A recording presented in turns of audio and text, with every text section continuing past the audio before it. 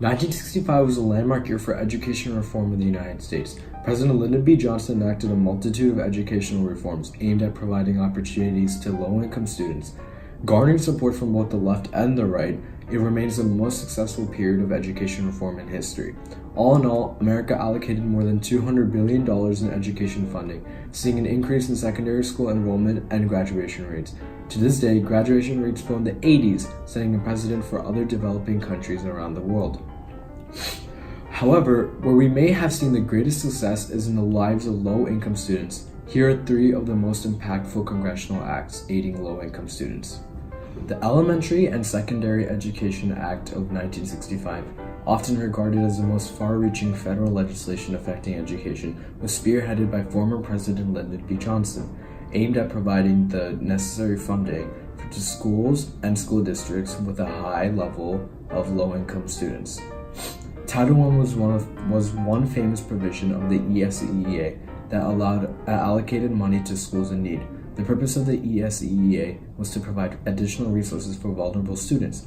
ESEA offered new grants to districts serving low-income students, federal grants for textbooks and library books, created special education centers, and created scholarships for low-income college students. In 2001, former President Bush signed the No Child Left Behind Act, reauthorizing ESEA into ESEA, the purpose being realigning our national interest in primary and secondary education with 21st century ideals and practices. Project Head Start was presented to Congress alongside ESEA in 1965. It addressed the importance of pre-kindergarten education, or rather the lack thereof in low-income schools and school districts. Head Start was designed to help break the cycle of poverty, providing preschool children of low-income families with a comprehensive program to meet their emotional, social, nutritional, and psychological needs. A key tenet of the program established that it be culturally responsive to the communities served, and that the communities have an investment in success through the contribution of volunteer hours and other donations as non-federal share. The Higher Education Act in 1965 was a law designed to strengthen the educational resources of the college and universities of the United States and to provide financial assistance to post-secondary students of merit. The HEA increased federal funding to post-secondary institutions, developed scholarship programs, provided low-interest loans to students, and founded a national teacher corps, improving teaching in low-income communities.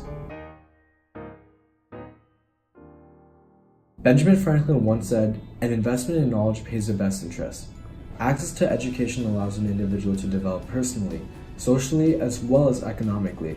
Education helps us to do our daily life activities in the best possible ways. Education helps us to acquire new skills and knowledge that will impact our development in life. Low-income children deserve equal access to quality education and can benefit tremendously, reducing poverty, changing lives, and overall making the world a better place.